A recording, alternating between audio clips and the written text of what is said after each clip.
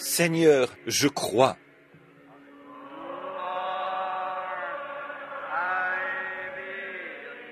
Seigneur, je crois.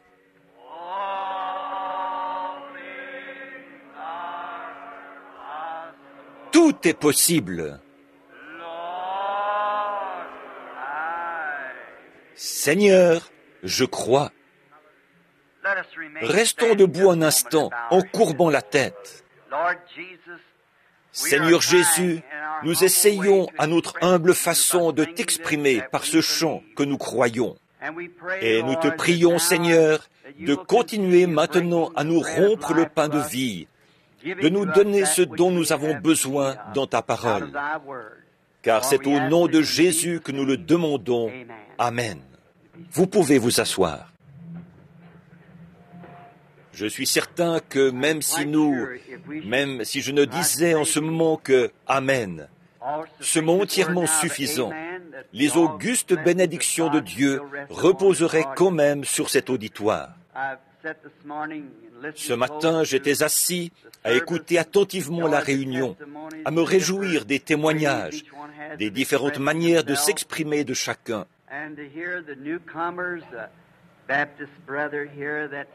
Et d'entendre les nouveaux venus, ce frère Baptiste ici, qui est venu s'excuser d'avoir eu des idées un peu fausses.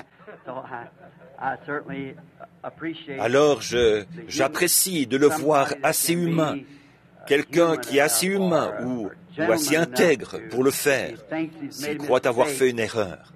Ce n'est pas vraiment à moi qu'il s'est excusé, mais à Dieu. Donc j'apprécie cela, voyez. Que Dieu bénisse notre frère et son frère l'évangéliste. Oh, d'être baptiste, vous savez, moi-même, j'ai déjà fait partie de l'église baptiste. J'étais membre de l'église baptiste missionnaire. Quand je me suis retrouvé parmi ces gens, je sais ce que vous ressentez. J'ai ressenti la même chose, rempli de quelque chose que je n'avais jamais connu. Je me rappelle la première fois que j'ai vu un pentecôtiste. C'était à Dowagiac, dans le Michigan. Non, excusez-moi, j'étais allé à la pêche quelques jours à Dowagiac et je revenais de Dowagiac vers l'Indiana. Et j'avais vu des pancartes avec le nom de Jésus sur les voitures et tout. Alors j'ai écouté leur réunion ce jour-là. Et le lendemain, ils m'ont demandé de venir dire quelques mots sur l'estrade. Et je l'ai fait. Et ils m'ont demandé de quelle église je faisais partie. Et je leur ai dit que j'étais baptiste. Et ce soir-là, un vieil homme de couleur allait prêcher. Il devait avoir près de 90 ans. Il est monté sur l'estrade. Ce vieil homme, ils ont quasiment dû le mener jusqu'à l'estrade. Il portait une espèce de longue redingote de prédicateur, à col de velours. Il avait juste une petite lisière de cheveux blancs sur les tempes. Je me suis dit, tous ces hommes ici, ces théologiens, ces grands hommes, comment se fait-il qu'ils aient laissé confier ce service à quelqu'un comme lui? Ce vieillard devrait plutôt être assis dans un fauteuil quelque part. Ce jour-là, ils avaient prêché au sujet de ce que Jésus a fait ici sur terre. Mais lui, il a pris son sujet dans, il me semble, Job 7, 20, disons. Mais je ne suis pas sûr que c'était cette écriture-là. Quoi qu'il en soit, voici ce qui était dit, entre autres. Où étais-tu quand je fondais la terre, quand les étoiles du matin chantaient ensemble et que les fils de Dieu poussaient des cris de joie? Et il a parlé de ce qui s'est passé au ciel, alors qu'ils avaient parlé de ce qui s'est passé sur terre. Et après avoir parlé pendant à peu près 5 minutes, l'Esprit du Seigneur l'a saisi, et il a bondi bien haut en l'air en faisant claquer ses talons l'un contre l'autre. Oh, il y avait beaucoup de place, autant que la moitié de cette estrade-ci. Et il est descendu de l'estrade en disant, « Je n'ai pas assez de place ici pour prêcher. » Eh bien, moi, j'avais dans les 20 ans à l'époque. Je me suis dit, si c'est ce que ça fait à ce vieillard, qu'est-ce que ça pourra me faire à moi, voyez?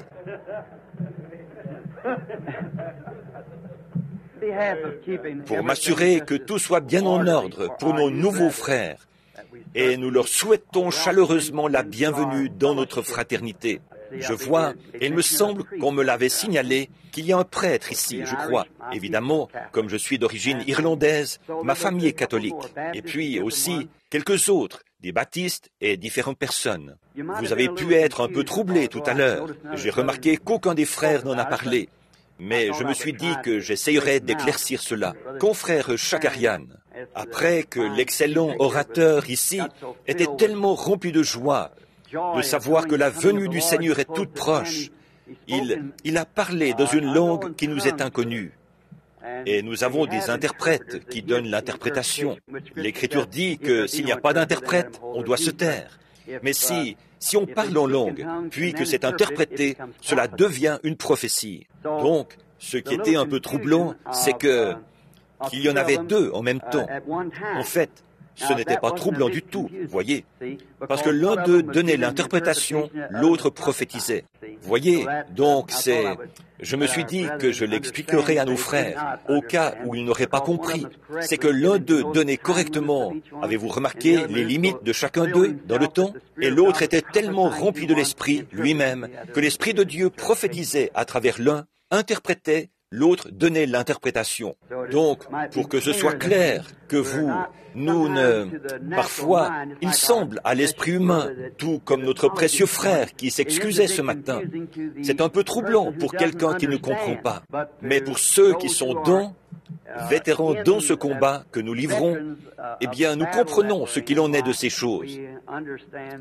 Donc, je m'étais dit que je dirais quelque chose là-dessus, si vous étiez d'accord.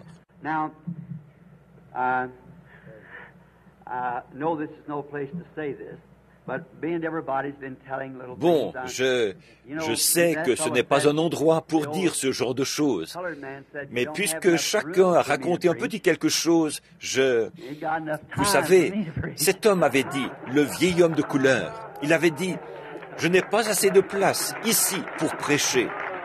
Moi, je n'ai pas assez de temps ici pour prêcher. Je suis plutôt long. Un homme disait un jour, un ministre s'est avancé.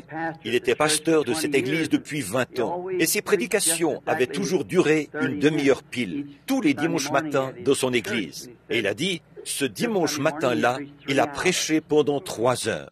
Alors le conseil des diacres l'a fait venir et ils lui ont dit, « Pasteur, nous vous apprécions vraiment. » Ils ont dit, « Nous savons que vous défendez la Bible et ses droits. » Et puis ils lui ont dit, « Et vous nous corrigez toujours pour que nous nous sentions purs et nets devant Dieu. Et nous vous apprécions vraiment. » Et nous croyons que vous êtes le serviteur de Dieu. Et nous avons beaucoup apprécié le message de ce matin.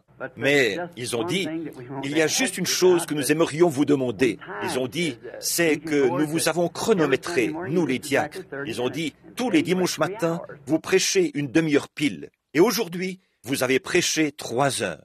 Ils ont dit, gardez bien à l'esprit que nous avons vraiment apprécié tout ce sermon. Il était bien. Il mettait ce vieux frère bien à l'aise, vous savez. Il leur a dit, « Eh bien, frère, je vais vous dire ce que c'est. » Il a dit, « Le matin, chaque fois que qu'on m'appelle à aller à la chaire, il a dit, « Je mets un petit bonbon de marque Life Savers dans ma bouche. » Il a dit, « Et je le laisse fondre. » Et il a dit, « Une fois que ce Life Saver est fondu, il a dit, ce qui prend exactement 30 minutes, il a dit, alors j'arrête ma prédication. Il a dit, vous savez, ce matin, il m'a semblé que j'avais un peu dépassé le temps. Je l'ai recraché. C'était un bouton que j'avais dans la bouche.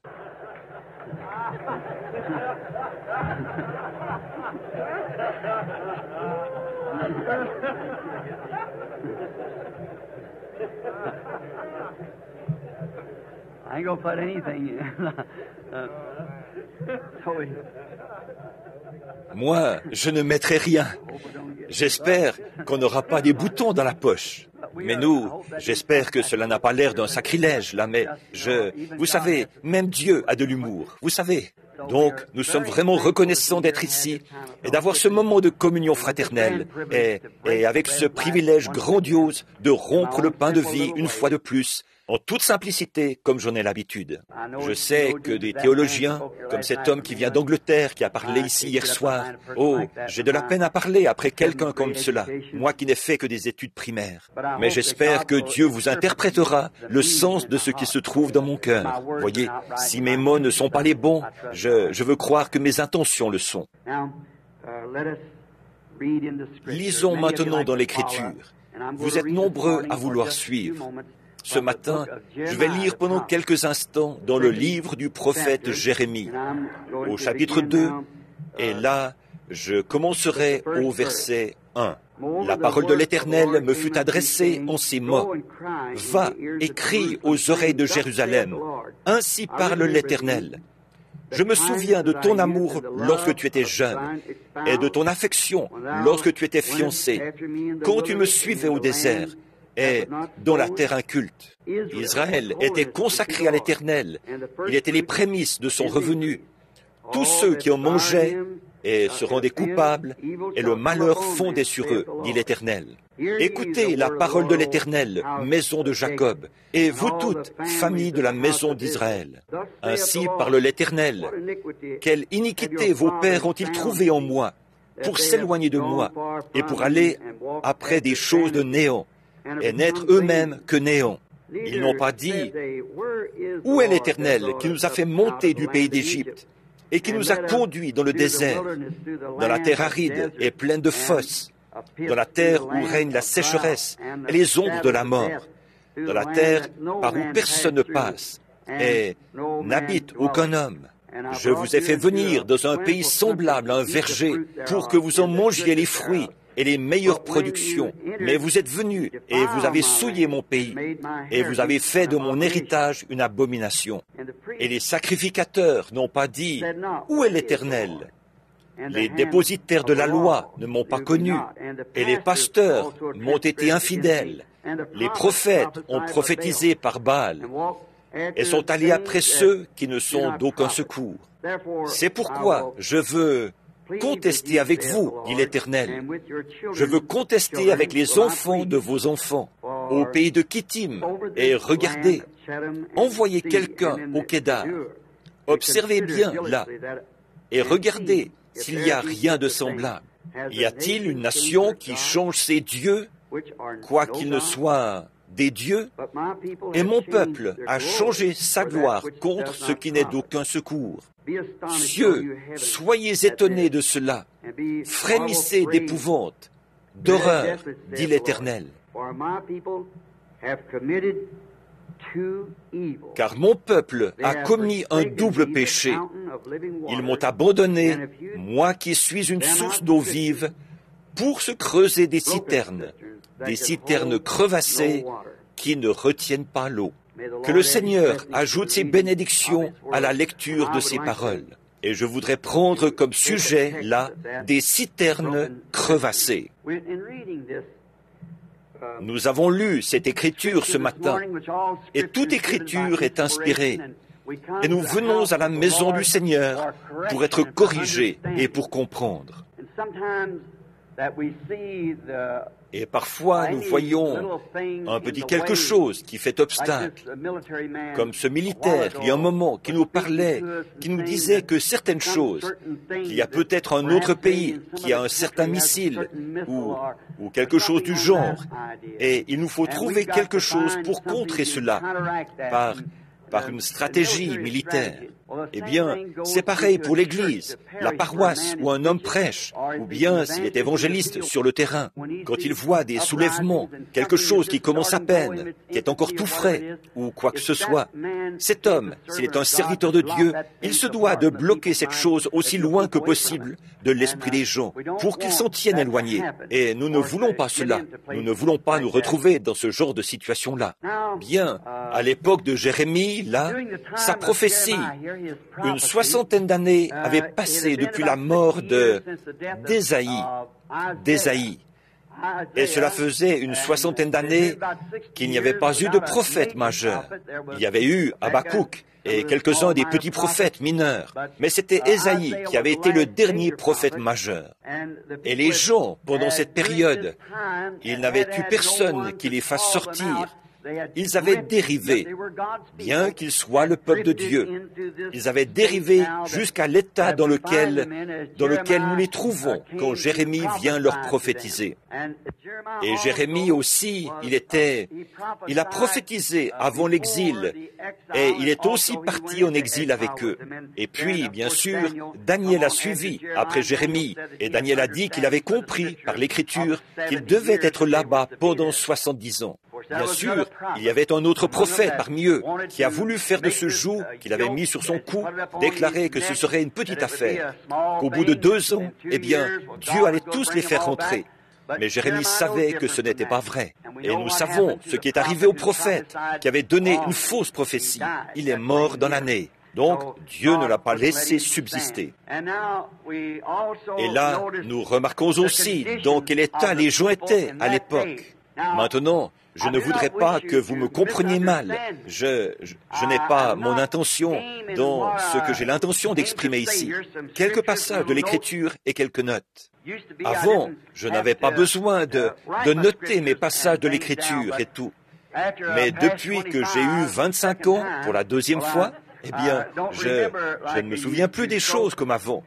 C'est pourquoi je note le passage de l'Écriture, pour savoir un peu où je vais. Et puis, à passer tant de temps à prier pour les malades et ainsi de suite, et à être loin, je n'ai plus le temps de vraiment étudier comme je devrais le faire.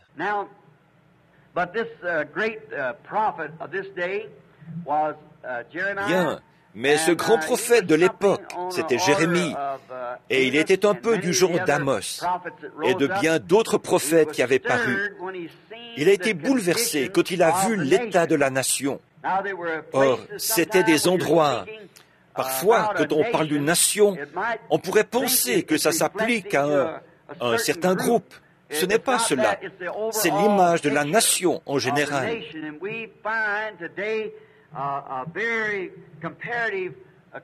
Et aujourd'hui, nous trouvons un état très comparable aujourd'hui à celui qu'il y avait à l'époque de Jérémie. La nation elle-même a plus ou moins totalement sombré dans l'idolâtrie. Elle s'est en quelque sorte éloignée de Dieu. Et si cela s'est produit, c'est à cause d'hommes faibles derrière la chair.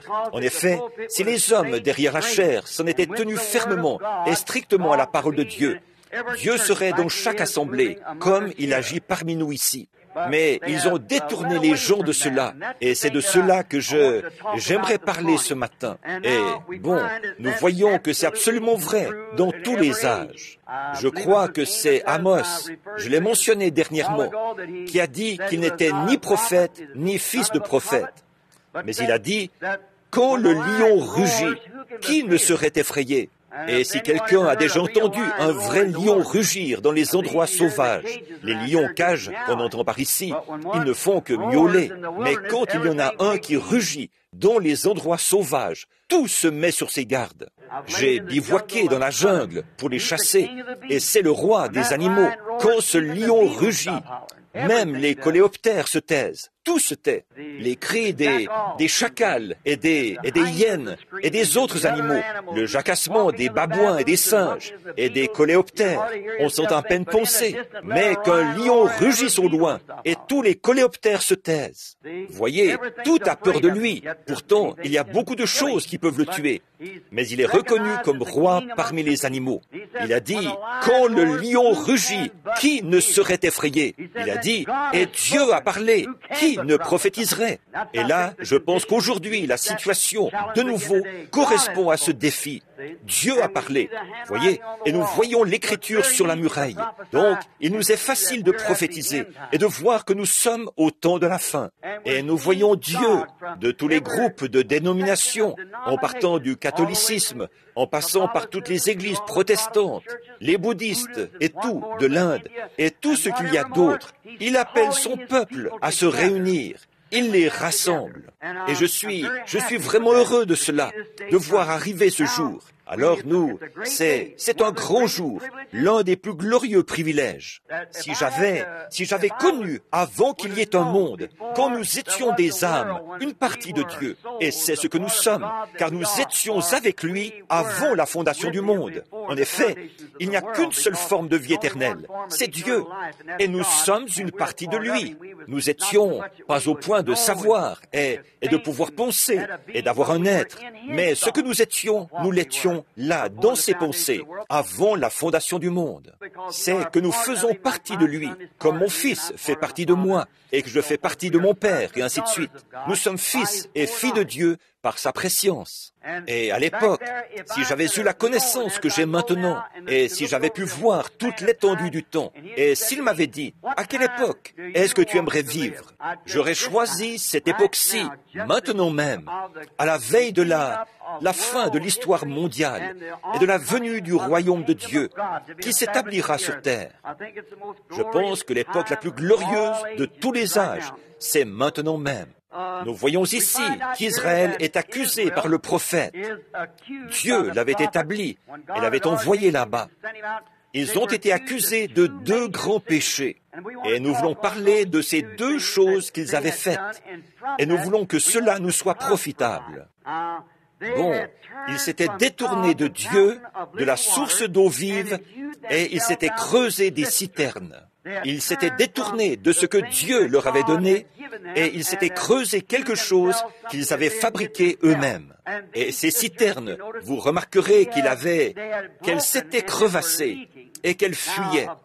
Or, une citerne crevassée ne retient pas l'eau, elle fuit. J'ai grandi à la ferme et je sais ce que c'est qu'une vieille citerne et les difficultés que ça donne. Et cette citerne qui fuit, c'est une très bonne image, je trouve, de notre époque où tout ce qu'on a essayé de faire pour rassembler les hommes, rassembler les gens, rassembler les églises, c'en est venu à être toujours du rayon des tentatives intellectuelles.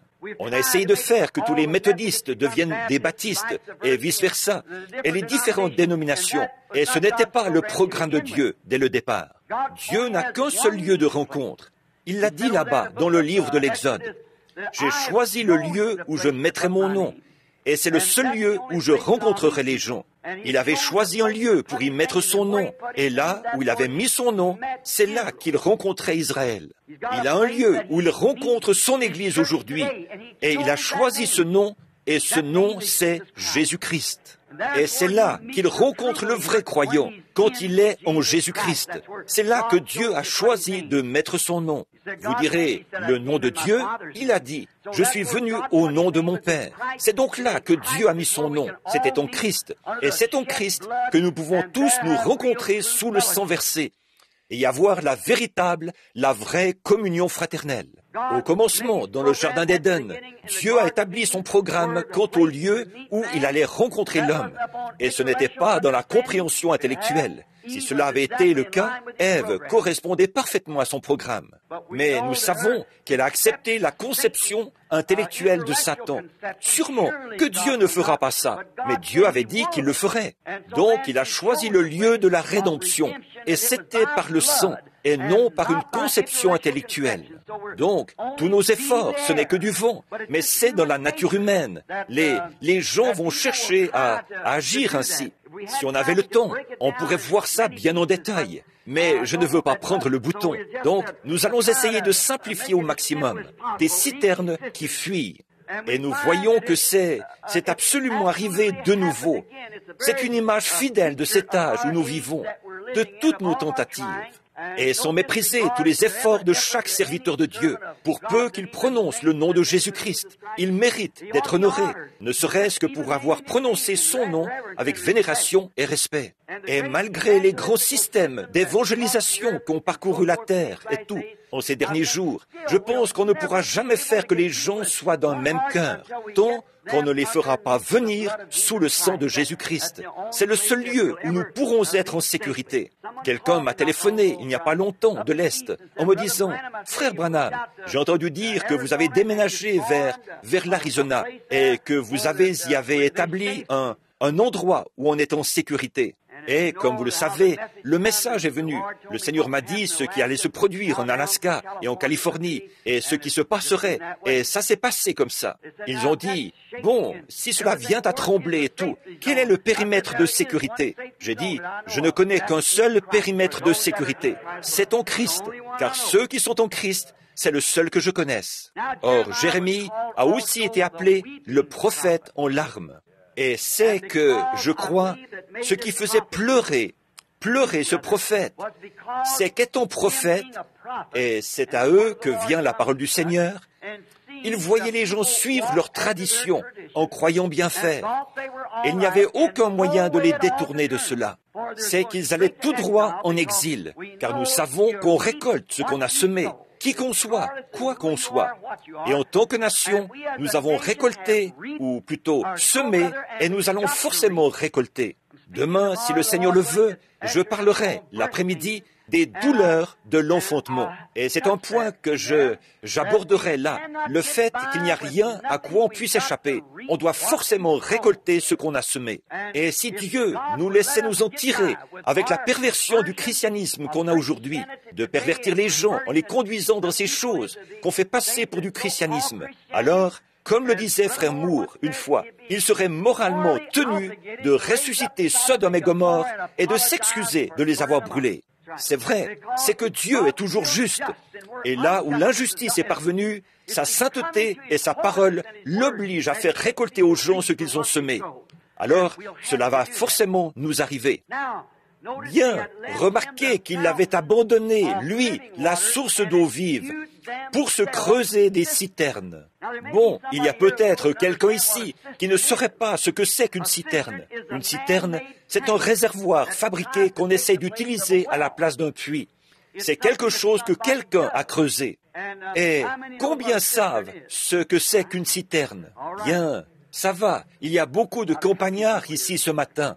Alors, je me rappelle la citerne qu'on avait là-bas, comment elle était, et que j'avais toujours peur de boire de cette affaire.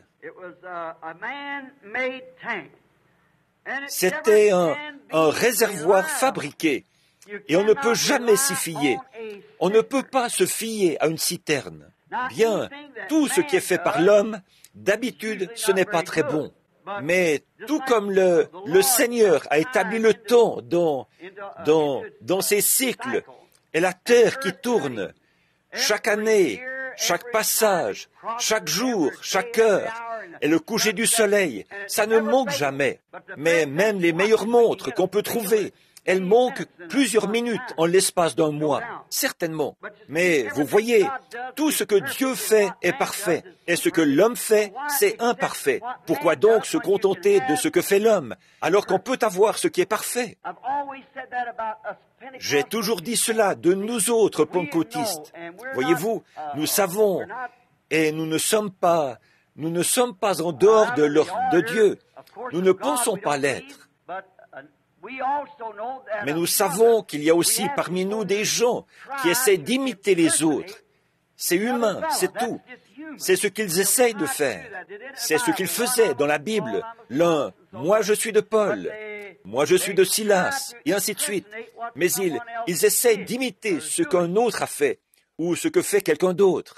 Mais pourquoi se contenter d'une fausse imitation, alors que les cieux sont remplis de l'authentique, alors que la promesse est pour vous et pour vos enfants? Pourquoi est-ce que nous accepterions autre chose? Pourquoi est-ce que nous adopterions un credo ou un dogme, alors que la Bible est la parole de Dieu pure, sans contamination? Pourquoi essaierait-on d'ajouter ou de retrancher quelque chose, alors que le Seigneur Jésus a dit, dans Apocalypse 22, 18, « Si quelqu'un en retranche une seule parole, ou y ajoute une seule parole, sa part sera retranchée du livre de vie. » Quand Dieu a placé la race humaine sur terre au départ, il leur a dit qu'il vivrait de sa parole. Or, la parole de Dieu est comme une chaîne qui nous porte par-dessus l'enfer. Et comme une chaîne ne vaut pas mieux que son maillon le plus faible. Dieu veut que nous en gardions chaque parole.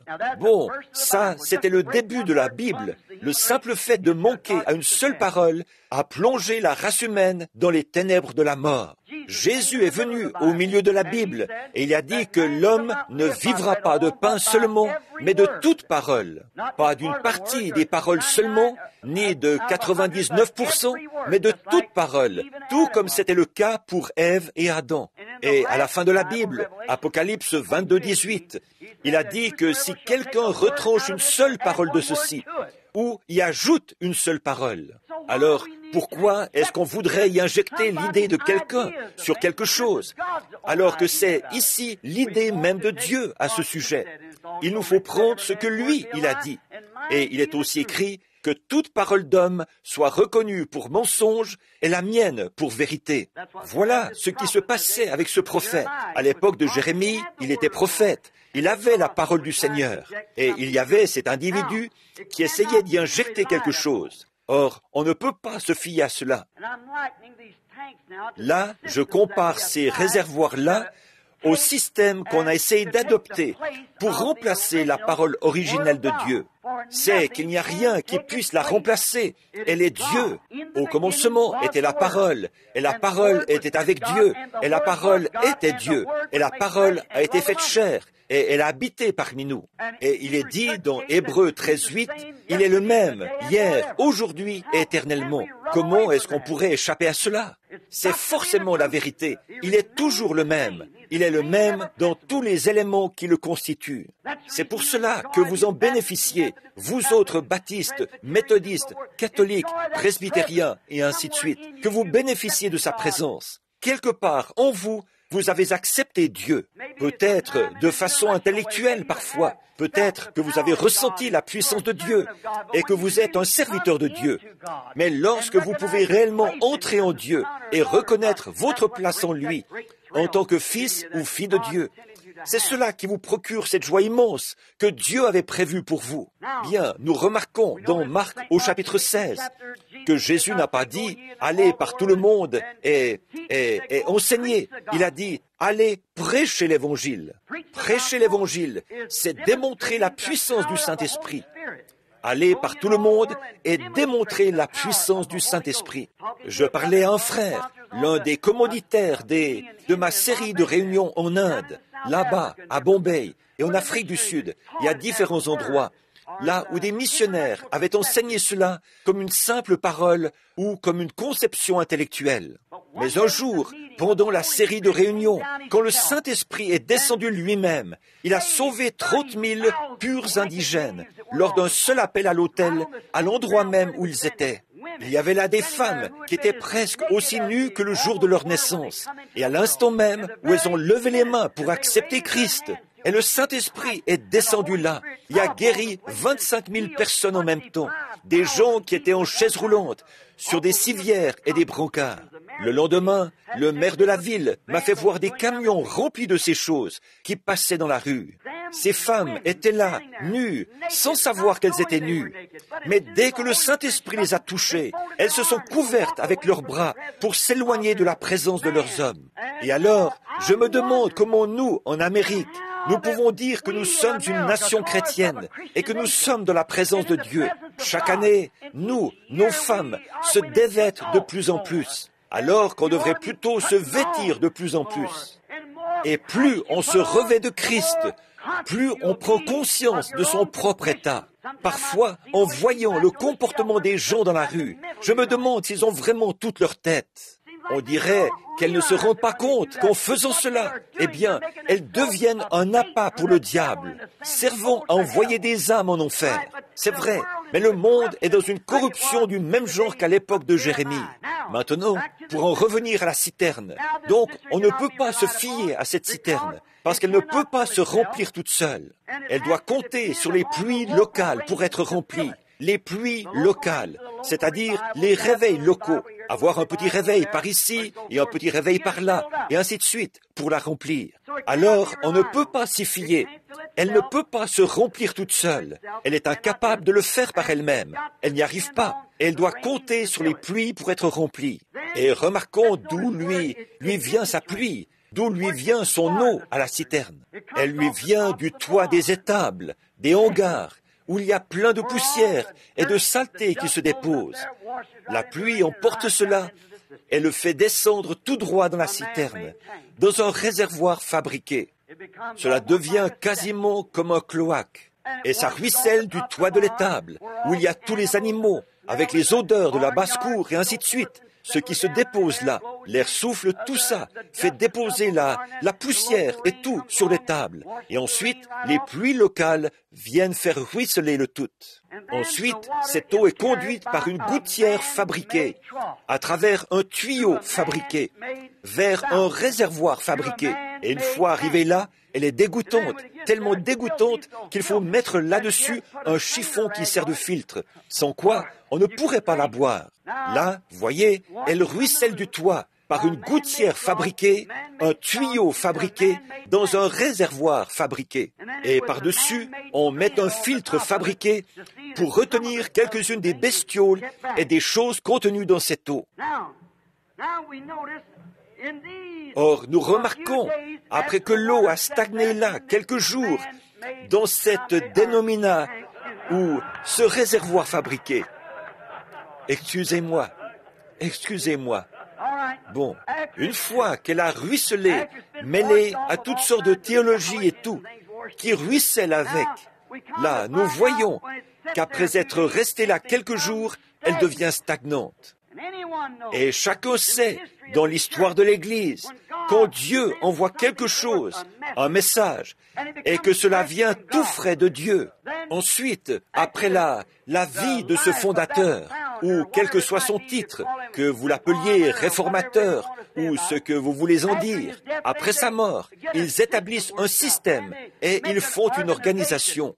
Et dès l'instant où ils en font une organisation, c'est mort. Cela ne reprendra jamais vie. C'est ce qui s'est passé à chaque fois, aussi loin qu'on puisse retourner. Et avec tout le respect que je dois au prêtre catholique qui est ici, quand Dieu a organisé l'Église, ou pas organisé, Dieu n'a jamais organisé une Église. Il n'est pas dans ce genre de choses. Il est dans la naissance, pas dans l'organisation. Donc, quand Dieu a démarré l'Église, le jour de la Pentecôte, après, ils ont fini par organiser cela à Nicée, Rome, et c'est là qu'elle a perdu sa puissance. Ensuite, nous en arrivons à la réforme luthérienne, qui était grandiose. La parole de Dieu a été donnée. Le juste vivra par la foi. Et à ce moment-là, au lieu de grandir tous ensemble, de continuer à marcher, à avancer tous ensemble, ils ont fait une église luthérienne. Ils se sont séparés de ce groupe. Et puis, ça a été la mort. Ensuite, Dieu a suscité John Wesley avec la sanctification, le message de la seconde œuvre de la grâce, ce qui était merveilleux. Mais après Wesley et Asbury, on a organisé cela. Ça a été la mort. Ensuite sont apparus les pentecôtistes avec la restauration des dons. Ils allaient très bien. Qu'est-il arrivé? On a organisé cela et ça a été la mort. Exactement. Or, au milieu de tout ceci, Dieu fait quand même sortir un reste de chacune de ces générations. Certainement qu'il le fait. Et c'est notre tour de sortir, de nous rassembler. Et ce que je pense, c'est que les hommes d'affaires du plein évangile ont joué un grand rôle pour abattre ces murailles et pour dire, il n'y a pas de différence entre nous. Unissons-nous pour adorer Dieu sous un même principe et non sous une organisation. Si c'était une organisation, je quitterais immédiatement cette estrade. Je n'ai rien à voir avec cela. Ce qu'il y a, c'est qu'il faut que ce soit une communion, et pas une communion autour d'un credo, mais une communion en Christ, par la puissance de sa résurrection. Voilà ce qui produit la vie, ce qui produit la naissance. Et avant qu'une naissance puisse avoir lieu, nous comprenons qu'il doit y avoir une mort avant la naissance. Et une naissance, c'est un vrai gâchis, n'importe quelle naissance, que ce soit dans une porcherie ou n'importe où ailleurs. C'est un vrai gâchis. Et c'est pareil pour la nouvelle naissance. Cela vous fait faire des choses que vous ne penseriez pas faire d'habitude. Mais quand vous êtes prêt à mourir à vous-même, alors vous naissez de nouveau en étant une nouvelle créature en Jésus-Christ. Alors les choses s'ouvrent et la vie devient une nouvelle vision pour vous, parce que vous avez accepté la personne de Jésus-Christ, et non pas une théorie ou un credo, ou même la parole écrite. Elle doit être vivifiée par le Saint-Esprit. Peu importe combien vous avez de théologie, elle reste lettre morte. Je pourrais avoir une poignée de grains de blé. Tant que ce blé n'entrera pas dans le processus qui lui permet d'être vivifié, il ne vivra pas. Vous pouvez avoir un doctorat en philosophie, en droit, tout ce que vous voulez. Mais tant que le Saint-Esprit ne vient pas vivifier cela en vous par une expérience personnelle avec Dieu, le blé ne sert à rien. Tout ce que vous avez appris est en vain. Comme cet Anglais le disait ici l'autre soir, Cela m'a étonné. Toute l'instruction qu'il avait, comme Paul, il a dû oublier tout ce qu'il savait pour trouver Christ, faire des choses qu'il n'aurait pas cru qu'il ferait. Mais c'est comme ça que Dieu fait. Il nous humilie dans notre système d'instruction. Pas que j'essaie de promouvoir l'ignorance, mais j'essaie seulement de vous montrer la différence. L'instruction n'apportera jamais la vie. Il faut l'Esprit de Dieu pour apporter la vie. Et cette vie ne doit pas venir du simple réveil intellectuel. Elle doit venir du réveil de la Bible, de la parole. Et cette parole est la même hier, aujourd'hui et éternellement. Et quand elle vient aujourd'hui et qu'elle est vivifiée, on a le même résultat qu'on a eu dans Acte 2. Exactement. Cela a toujours été le cas. Et ce le sera toujours, parce que c'est l'Esprit de Dieu qui crée l'atmosphère. Il faut une atmosphère pour faire les choses. C'est pour cela qu'on vous enseigne toujours, à vous les hommes, amenez vos enfants ici. Mais bien sûr, c'est vrai. J'étais heureux de voir ma fille, Rebecca, entrer et s'asseoir il y a quelques instants. Certains d'entre vous m'ont vu faire un clin d'œil à une femme. C'était ma fille. Donc, elle est entrée s'asseoir. Je veux qu'elle reçoive le baptême de l'Esprit. Et c'est pour cela qu'elle est ici, à la réunion. Voilà le but de la chose. Il faut une atmosphère. Comme le disait le vieux docteur Bosworth, on peut prendre un œuf de poule et le mettre sous un chiot. Il fera éclore un poussin. Pourquoi? Parce que c'est un œuf et qu'il a l'atmosphère qu'il faut. Peu m'importe que vous soyez méthodiste, baptiste, presbytérien. Dans la bonne atmosphère, c'est un enfant de Dieu, né de nouveau, qui éclora. C'est l'atmosphère qui produit cela, quelle que soit l'étiquette de dénomination que vous portiez. Autrefois, je faisais le rassemblement du bétail. Je voyais l'inspecteur, quand on faisait monter les bêtes en forêt, qu'on les menait des pâturages autour du ranch vers la forêt. Il se tenait là et il les regardait passer par la barrière qui permettait de franchir la clôture à bétail. Il ne faisait pas trop attention aux marques, parce qu'il y avait toutes sortes de marques qui passaient là. Mais il y a une chose à laquelle il faisait attention, c'était l'étiquette du sang. Il fallait que la bête soit une Hereford, de race pure. Sinon, elle ne pouvait pas monter vers la forêt, parce que c'est l'association Hereford qui faisait paître dans cette forêt-là. Il fallait qu'elle ait l'étiquette du sang pour préserver la race. Et je pense que ce sera comme ça au jour du jugement. Il ne me demandera pas si j'ai été méthodiste, baptiste, pentecôtiste ou presbytérien, mais il cherchera l'étiquette du sang. Quand je verrai le sang, je passerai par-dessus vous. C'est ça qu'il faut. Donc, nous voyons que ces citernes, quand elles sont là depuis un certain temps, elles deviennent stagnantes et elles ne sont plus bonnes. Et là, ça devient un repère de grenouilles, de lézards, de serpents, de bestioles, de microbes et tout. Parce que c'est un état de stagnation qui s'y est introduit. Pouvez-vous imaginer ce qui ruisselle du toit d'une étable ou d'une maison près de l'étable, ou bien partout où il y a de la saleté, toutes les bestioles, tous les microbes et tout, qui ruissellent dans cette citerne? Là, c'est un exemple parfait de toute espèce de système fabriqué par l'homme. L'homme est un raté dès le départ. C'est pour cela qu'il a besoin d'un sauveur. Lui-même, il ne pourrait pas se sauver. Il ne peut rien faire pour cela. Il est perdu dès le départ. Il est venu au monde pécheur. Il vient au monde en disant des mensonges. C'est un menteur dès le départ. Comment donc pourrait-il s'aider lui-même? Comment un saint homme le pourrait-il? Il n'y a pas de saint homme. Il n'y a pas de sainte Église. C'est un Saint-Esprit, pas une sainte Église, un saint peuple. C'est un Saint-Esprit au milieu du peuple. Voilà ce que c'est. Amen. Pas une sainte montagne où Pierre et les autres se tenaient. Ce n'est pas la montagne qui était sainte, mais c'est le Dieu saint sur la montagne qui la rendait sainte. Ce n'est pas une sainte personne, c'est le Saint-Esprit à l'œuvre dans cette personne qui la rend sainte. Ce n'est pas la personne, mais la personne du Saint-Esprit. Ce n'est pas l'homme, parce que lui, il n'est qu'un homme, né dans le péché, enfanté dans l'iniquité, venu au monde en disant des mensonges. Tout système fabriqué par l'homme le gardera là. Il empêchera l'intellectuel, les yeux intellectuels de voir ces choses, de sorte qu'ils se diront, « Je suis membre de l'Église, mon nom est sur le registre, j'ai fait ceci, mon père était ceci, et tout. » Cela semble être bien, et c'est bien, je n'ai rien à dire contre ça.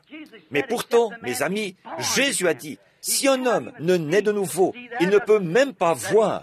Voir ici, ça ne veut pas dire voir de ses yeux, mais comprendre le royaume des cieux. Tant que vous n'y êtes pas entré par une naissance.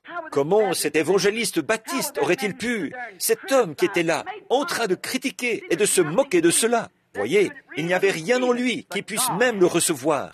Mais il fallait que Dieu agisse. Voyez, Dieu lui a donné le Saint-Esprit. Il a manifesté que ceci n'est pas de l'hypocrisie, c'est la parole. L'idée d'une école, c'est tout ce qu'il entend. Et eux, ils essaient de prendre toutes les bénédictions de Dieu et les placer sur une époque passée. Il n'y a pas longtemps, un jeune prédicateur baptiste qui est ici ce matin, il est venu me voir et il m'a dit, « Frère Branham, il y a une chose que vous faites qui est une erreur. » J'ai dit, « Aidez-moi donc. » Et il m'a dit, « je pense que vous êtes quelqu'un de sincère, de bien, mais... » J'ai dit, « Je vous remercie, monsieur. » Il a dit, « Mais il y a une chose que vous faites qui est une erreur. » J'ai dit, « J'espère que le Seigneur aussi ne trouve en moi qu'une seule erreur. » Et il a dit, « Eh bien, voici l'erreur que vous faites. » Il a dit, « Vous essayez de présenter au monde un ministère apostolique. » Il a dit, « Alors que le ministère apostolique a pris fin avec les apôtres. » J'ai dit, « Puisque nous sommes entre baptistes, j'aimerais vous poser une question. » Il a dit, « Laquelle ?» J'ai dit, « Croyez-vous que la parole de Dieu est inspirée d'un bout à l'autre ?» Il a dit, « Mais bien sûr. » J'ai dit, « Alors, il a dit, n'y ajoutez pas une seule parole et n'en retranchez pas une seule parole. » Donc, j'ai dit, « Je vais vous montrer où la bénédiction apostolique est venue sur les gens selon une promesse de Dieu. Maintenant, à vous de me montrer la promesse de Dieu selon laquelle elle aurait été retirée des gens. » Voyez, si vous ne pouvez pas montrer cela dans la parole, alors laissez tomber, voyez. J'ai dit, parce qu'elle est toujours active. Il n'a plus rien dit pendant quelques instants. Alors j'ai dit, eh bien, alors frère, j'aimerais vous demander ceci. Pierre a présenté le message apostolique au jour de la Pentecôte. Et nous savons tous que c'est vrai, parce qu'il avait les clés du royaume que Jésus lui avait données. Et remarquez ce qu'il a dit là. Il a dit, repentez-vous, chacun de vous, et soyez baptisés au nom de Jésus-Christ pour le pardon de vos péchés, et vous recevrez le don du Saint-Esprit. Car la promesse est pour vous, pour vos enfants, et pour ceux qui sont au loin, en aussi grand nombre que le Seigneur, notre Dieu, les appellera. Si donc, il y a un endroit où il l'a retiré, qu'est-ce qui est arrivé aux paroles que Pierre a prononcées le jour de la Pentecôte? Voyez, non, il n'a jamais pris fin. Agneau mourant, ton précieux sang ne perdra point sa puissance, jusqu'au jour où l'Église rachetée se tiendra à tes côtés. Alors, d'un chant plus grand, plus beau, je louerai ton salut, quand pour toujours, dans le tombeau, cette langue se sera tue. Oh Dieu, aide-moi à croire cela et à m'y accrocher, et aide-nous tous à le faire, et à nous y tenir, parce que c'est la vérité de l'Évangile. Oui, monsieur, un homme qui est sage ne devrait jamais regarder à ces choses. Il devrait savoir que cela ne marche pas. Cela n'a jamais marché. Une religion organisée et une expérience organisée, cela ne fonctionnera jamais dans la présence de Dieu. Il faut que cela vienne de Dieu, sans contamination. Dieu n'a jamais utilisé cela. À aucun moment dans le passé, Dieu n'a utilisé un tel système. Là, vous obtenez des membres et ce genre de choses. Mais je parle de la véritable semence de Dieu, la bénédiction, comme celle qui est descendue au jour de la Pentecôte. Cela ne vient jamais par une organisation. Cela vient par une naissance, en naissant de nouveau. Nous sommes invités à prendre Israël comme exemple, et ils en étaient un. Remarquez, ils l'ont abandonné, lui, la source qui leur était donnée, et ils se sont creusés des citernes. Pouvez-vous imaginer une chose pareille? Un homme qui est en train de boire un puits artésien et qui veut se faire une citerne, voyez, pour y boire? Bien, c'est ce que le prophète a dit, c'est ce que la parole de Dieu a dit, c'est ce que Dieu a dit au prophète. Vous m'avez abandonné et vous m'avez quitté, moi qui suis la source d'eau vive, pour vous creuser des citernes qui sont crevassées et qui fuient. Voyez, quelque chose. Ils voulaient quelque chose qu'ils puissent contrôler ou qui montre ce qu'ils avaient fait. Voilà la folie des religions organisées. De toujours essayer. Il faut qu'ils puissent y faire quelque chose par eux-mêmes. Il leur faut tous ces systèmes, ces sociétés et tout ça. Je fais partie de ceci maintenant. Au lieu de rester humblement des enfants de Dieu, ils veulent quelque chose par quoi ils puissent se mettre en avant. Au lieu de laisser Dieu faire les choses à sa façon, ils veulent les faire à leur façon à eux. Et c'est ce que les systèmes ont fait de l'Église aujourd'hui. Pas chaque système. L'un veut que ce soit comme ceci, l'autre veut que ce soit comme cela. Si vous êtes méthodiste, il faut que vous soyez comme ceci. Baptiste, comme ceci. Presbytériens, catholiques, tous les autres, ils ont leur système. Je n'ai rien contre cela, mais ce n'est pas de cela que je veux parler. L'homme veut faire les choses à sa façon, et Dieu a sa façon à lui de faire les choses. Et il a dit, vous vous accrochez à votre façon de faire, à une citerne crevassée, et vous refusez de prendre mon chemin, le chemin de la vie. Et c'est la même chose aujourd'hui. Ça n'a pas varié d'un pouce. Pensez seulement à la folie que c'est pour un homme de quitter un puits artésien qui fait jaillir une eau claire, pure, pour vouloir se tourner vers une citerne crevassée qu'il s'est faite. Se creuser une citerne dans laquelle ruisselle toute la saleté qu'il y a sur le toit de l'étable et boire ça. Il y a forcément quelque chose qui ne tourne pas rond mentalement chez cette personne-là. Et quand un homme s'attache à une conception ecclésiastique de la Bible, au lieu d'accepter le Saint-Esprit qui confirme la Bible et vous la rend réelle, il y a quelque chose qui ne tourne pas rond spirituellement chez cette personne-là. C'est tout à fait vrai. Mais oui, le Saint-Esprit, ils ont tous une interprétation de leur Bible, ce qu'on croit être vrai. Dieu n'en a pas besoin de votre aide. Dieu n'en a pas besoin de votre interprétation. Dieu est son propre interprète. Dieu fait son interprétation de la façon qu'il a dit qu'il le ferait. Au commencement, le Seigneur a dit que la lumière soit, et la lumière fut. Cela n'a pas besoin d'interprétation. C'est ce que Dieu a fait. Il a dit, une vierge concevra. Et elle l'a fait. Cela n'a pas besoin d'interprétation. Il a dit qu'il répandrait son esprit sur toute chair. Il l'a fait. Cela n'a pas besoin d'interprétation. Dieu interprète sa propre parole en la confirmant, en la manifestant et en la prouvant. C'est comme cela qu'il était prouvé qu'un prophète était de Dieu. Il a dit, s'il y a quelqu'un parmi vous qui est spirituel ou prophète, c'est dans des visions que moi, l'Éternel, je me révélerai à lui. C'est dans des songes que je lui parlerai. Et si ce qu'il dit s'accomplit, craignez-le. Mais si cela ne s'accomplit pas, ne le craignez pas. C'est la même chose quand Dieu prononce sa parole et que l'homme dit, la parole, c'est ceci, et que cela s'accomplit comme il l'a dit. Alors c'est Dieu, là, qui agit. Mais s'il dit, c'est comme ceci, et les jours sont passés, alors cela ôte tout. Il prend dans sa main un pain d'affamé, destiné aux enfants. Il le enlève alors qu'il meurt de faim. Pourquoi voudrait-on boire à une citerne alors qu'il y a là un puits artésien? Qu'est-ce que c'est qu'une source de vie maintenant? Qu'est-ce que c'est qu'une source de vie, une source d'eau vive? C'est un puits artésien. Voilà à quoi on pourrait comparer cela.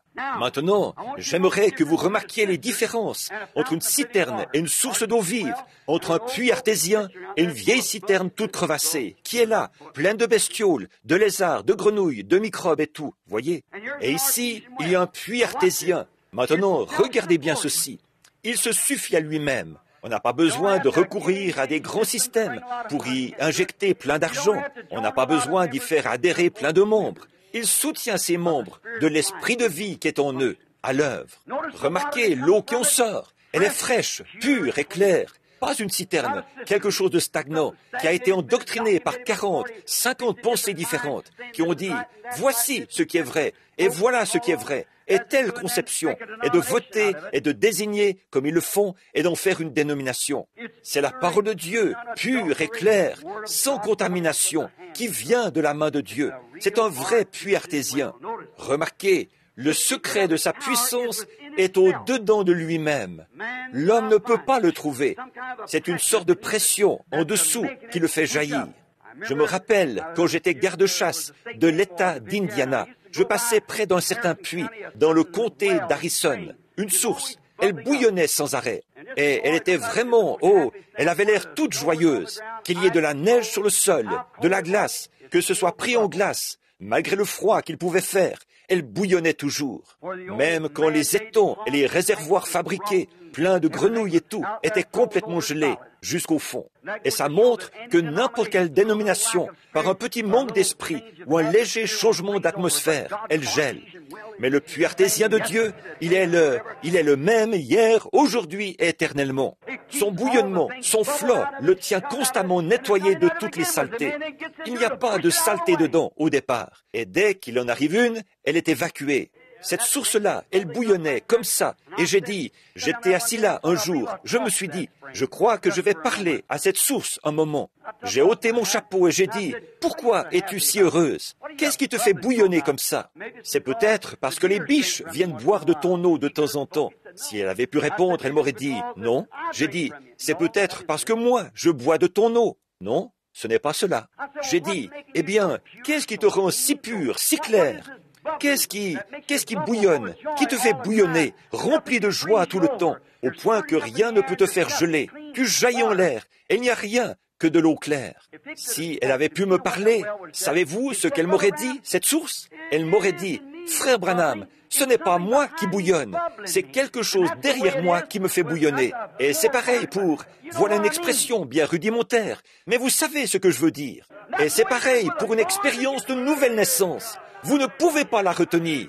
C'est une source d'eau en vous qui bouillonne jusque dans la vie éternelle. Voyez, il y a quelque chose là, et vous n'y êtes pour rien. Les réservoirs fabriqués peuvent geler, et que les gens réclament au réveil et tout. Mais un homme qui est sous cette source-là, qui vit dans cette source-là, c'est jour et nuit. Non, vous n'avez pas besoin d'attendre les pluies locales et les réveils locaux. Vous en êtes rempli. Je lui donnerai une source de vie au-dedans de lui, qui bouillonnera au-dedans de lui. Il y a quelque chose en elle qui est frais chaque jour, pur et clair. C'est la parole de Dieu dans votre cœur et dans votre bouche, sans contamination, et qui se confirme d'elle-même, qui parle d'elle-même. Qu'il pleuve, qu'il neige, quel que soit le temps, peu importe, vous êtes toujours heureux, parce que le Saint-Esprit est à l'intérieur qui bouillonne. C'est la puissance cachée. Remarquez, son secret est au-dedans de lui. Il se donne gratuitement à quiconque veut boire et se servir de ce qu'il est. Là, il ne s'agit pas de faire la fine bouche et de dire, bien, moi, puisque je suis méthodiste, je ne dois aller qu'à l'église méthodiste pour avoir un réveil. Il faut que j'aille là, mais si je dois aller à une église pentecôtiste, parce que je suis un revivaliste de Pentecôte. Je vous le dis, quand vous avez ce puits d'eau qui jaillit, cette source, quand vous buvez de celle-là, il n'y a pas de distinction. Vous donnez à tous ceux qui passent. Vous êtes prêt à donner une espérance de vie à un catholique, un protestant, à un juif, à un athée, à n'importe qui. Vous avez vraiment quelque chose en vous qui le fait. Remarquez encore une chose au sujet de ce puits. Il n'y a jamais besoin de pomper. Il n'y a pas besoin de tirer et de pomper. De cela, j'en ai vu tellement que ça me donne la nausée. De faire venir quelque chose en pompant, en jouant plein de musique, en sautillant, ou en couvrant la ville de documentation, et avec d'énormes affiches. L'homme pour notre temps. Il n'y a qu'un seul homme pour notre temps. C'est Jésus-Christ, qui est le même hier, aujourd'hui et éternellement. Il n'y a qu'un seul messager de Dieu. C'est Jésus-Christ. Oui, monsieur. Il n'y a pas besoin de pomper pour faire venir cela, ni de tirer pour le faire descendre. Il n'y a pas non plus besoin de s'y rattacher. Il suffit de le prendre gratuitement. Amen. Je suis la source d'eau vive. Vous m'avez abandonné pour aller vous construire des réservoirs.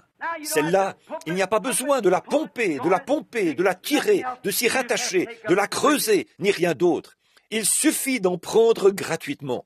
Il n'y a pas besoin non plus d'une théologie d'homme, un chiffon qui sert de filtre, pour vous dire ce qui y passe, l'effet qu'elle a. Non, une théologie d'homme, d'un système éducatif quelconque, une religion pharisaïque, ceci, ou la citerne d'un système religieux. Il n'y en a pas besoin. Sa présence est carrément inutile. Celle-ci, si vous la recouvrez d'un chiffon, elle l'enverra loin en l'air. Elle n'a rien à voir avec cela. Elle se suffit à elle-même. C'est la puissance de Dieu qui jaillit jusque dans la vie. Pourquoi un homme abandonnerait une chose comme celle-là pour aller se rattacher à un système? Ça me dépasse. Elle n'a pas besoin de chiffons qui lui servent de filtre. Elle n'en a pas besoin. Elle n'a pas besoin n'a pas besoin de compter sur les pluies locales pour se remplir. Elle est toujours remplie. Amen. Un homme, comme j'en entends qui disent, j'ai vraiment le cafard aujourd'hui. Oh là là. Oh, je suis si heureux de vivre dans la présence de Dieu, que les choses aillent bien ou pas. Il est ma vie. Amen. Il est notre vie. Il est la vie en abondance. Oui, monsieur. Et regardez ce qu'elle fait pour nous. Sa puissance et sa pureté sont en elle-même. Elle n'a pas besoin d'être amorcée pour la faire venir de la citerne ou d'un autre système. Quelqu'un dira, eh bien, de quelle association avez-vous la carte de membre? Voyons voir si vous êtes un bon baptiste. Je vais voir si vous avez une carte. Ou un bon pentecôtiste. Si vous êtes unitaire, binitaire, trinitaire ou n'importe quoi. Voyez, elle n'a pas besoin d'être amorcée. Elle est toujours en marche. Oui. Vous savez, avant, j'avais cette vieille citerne. Là, je devais faire couler de l'eau. Et je pompais pour amorcer cette pompe à aspiration, pour faire sortir l'eau de là. Vous savez, faire couler encore de l'eau dedans, faire couler encore, plein de bestioles et tout dedans, et pour faire sortir encore des bestioles et tout. C'est à peu près comme ça que ça se passe dans certains de ces réveils systématiques. Mais, Dieu merci, il y a une source remplie de sang, et les pécheurs plongent dans ce flot. On n'en fait pas des membres d'église, on en fait des chrétiens. Quand ils viennent à cette source-là, pourquoi voudriez-vous abandonner la source d'eau vive pour boire dans un cloaque pareil? Il n'y a pas à pomper. Sa puissance est en elle-même. Elle n'a pas besoin d'être amorcée. Oui, monsieur, car elle-même, elle a sa propre vie en elle-même. Voilà comment est la semence de Dieu dans le cœur d'un homme. La vie de Dieu est dans l'individu, pas dans l'Église. En vous, elle est en vous. C'est vous qui avez le germe de vie en vous. D'y goûter une seule fois, c'est suffisant pour convaincre toutes sortes d'hommes d'église. Demandez aux prêtres catholiques, demandez aux baptistes, à n'importe qui, d'avoir goûté une seule fois à cette excellente eau fraîche du puits artésien. Je vous le dis, ça donne la conviction que c'est la vérité. À votre âme affamée, en tout cas, à celui qui est assoiffé, ça donne cette conviction, en tout cas. Bon, si vous n'avez pas soif, ce baptiste-là, il n'avait pas soif au début, mais une fois qu'il a eu soif, il a trouvé l'eau très bonne. C'est vrai, mais il faut que vous ayez soif. La soif des heureux, comme Jésus a désigné cela. Heureux serez-vous lorsque vous aurez faim et soif de la justice, car vous serez rassasiés. Amen. C'est Jésus qui l'a dit, mes amis. Oui, monsieur, c'est une source bénie pour ceux qui ont soif. Pourquoi quelqu'un voudrait-il la troquer contre un marécage? Comment pourrait-on vouloir troquer un puits artésien contre l'eau d'un marécage, pleine de bestioles et contaminée par toutes sortes de théories humaines, dont Dieu a dit qu'à en ajouter une seule à sa parole, ou à retrancher une seule de ses paroles, on verrait sa part retranchée du livre de vie. Et alors que Dieu a promis de confirmer cette parole dans chaque génération, car la promesse est pour vous et pour vos enfants et pour tous ceux qui sont au loin, en aussi grand nombre que le Seigneur notre Dieu les appellera. Pourquoi voudrait-on pomper au moyen de la pompe d'un système qui est contaminé depuis des années par de la manne vieillie? Peut-être que cette manne était bonne, rien contre ça, à l'époque de Martin Luther, à l'époque de ceci, à l'époque de cela, et des autres réformateurs. Rien à redire à ça, mais c'est une manne qui est descendue il y a longtemps. Si nous remarquons dans la Bible, il fallait qu'ils la ramassent chaque jour. Il fallait qu'ils en ramassent de la fraîche. Une fois qu'elle avait vieilli, un moment, elle pourrissait. Elle ne peut pas pourrir sans se décomposer. Il faut qu'elle contienne des bactéries ou quelque chose qui la fasse pourrir. Nous savons que c'est comme ça. Et c'est pareil pour les systèmes. Une fois que c'est resté là, d'un grand réveil jusqu'à un autre, ça devient contaminé, plein de bestioles. C'est comme une citerne remplie d'asticots, comme on les appelait, d'espèces de bestioles qui grouillent là-dedans. Et c'est ce qui cloche dans l'expérience de tant de gens aujourd'hui. Ils sont tout pleins de fables asticotées. Ils s'en font asticoter l'un et asticoter l'autre, en racontant des fables qui n'ont absolument aucune vérité. C'est vrai, des fables bien asticotées, qui se transmettent de l'un à l'autre. J'étais méthodiste, je me suis joint aux baptistes, j'étais catholique, je me suis fait ceci, je me suis fait cela. Ce ne sont que des asticots. Oh, laissez tomber tout ça et venez à la source. Amen. Au puits artésien, la présence de Christ qui reste toujours vivante. Je crois qu'il est l'inépuisable source de la vie. Plus vous en recevez de lui, plus elle est fraîche, plus elle est froide, meilleure elle est, et meilleur goût elle a. Voilà maintenant 33 ans que je le sers, et c'est encore chaque jour meilleur que le jour d'avant. Je n'ai jamais... Il a dit qu'on n'aurait jamais soif si on boit de cette eau. Remarquez comme c'est formidable. Oh, Israël a fait comme beaucoup de gens font aujourd'hui. Ils ont abandonné la source d'eau vive pour aller se creuser des citernes. Maintenant, parlons de la grâce pendant un instant, de la grâce de Dieu. Nous avons des lois et des règlements. Et si vous n'êtes pas à la hauteur de la norme, j'ai un étalon de mesure religieux. Si vous n'êtes pas tout à fait à la hauteur, vous ne pouvez pas entrer, et ainsi de suite. Mais c'est par grâce que Dieu nous sauve, pas par un étalon de mesure, voyez. Mais Dieu, parlons de la grâce là. Comment cela a bien pu arriver alors qu'on buvait de lui, de cet étalon de mesure. Les murmures, Israël qui murmurait. Regardez, il a dit, « Et je vous visiterai de nouveau. » Remarquez cela dans l'Écriture. Remarquez, il va les éprouver, les visiter de nouveau. Israël qui murmurait à la mer Rouge. Ils ont été invités à le suivre à travers les eaux stagnantes de l'Égypte pour être un peuple libre. Ils étaient esclaves. Ils ont été invités à traverser pour être un peuple libre avec lui, à sortir en traversant la mer morte, ou plutôt la mer Rouge, à sortir en la traversant pour s'en aller dans un désert, pour mettre une séparation entre eux et les imitateurs qui ont essayé d'imiter ça sans avoir été circoncis.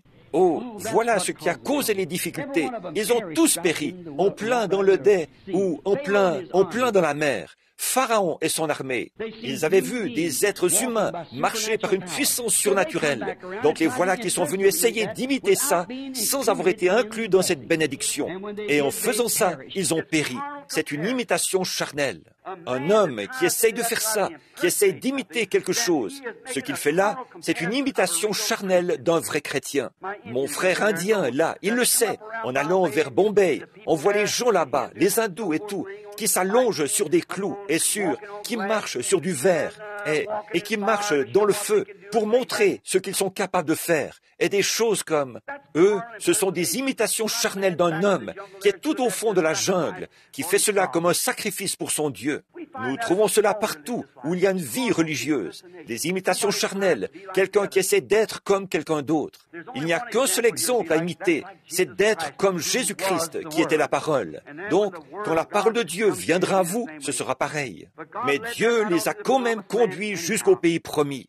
Ils ont trouvé aussi que tous les réservoirs, quand ils ont entrepris leur traversée du désert, qu'ils étaient en route, là, après s'être séparés, ils ont constaté que tous les réservoirs étaient à sec pour eux.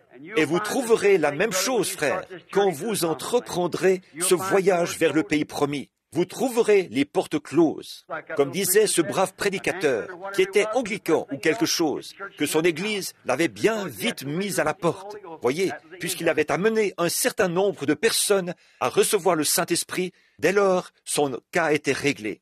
Et nous, et Israël, en tant qu'exemple, ils ont trouvé la même chose pendant leur voyage vers le pays promis. Les réservoirs étaient tous à sec. Oui, leur voyage, en obéissance à la parole de sa promesse, leur voyage et ces réservoirs qu'ils ont trouvés à sec.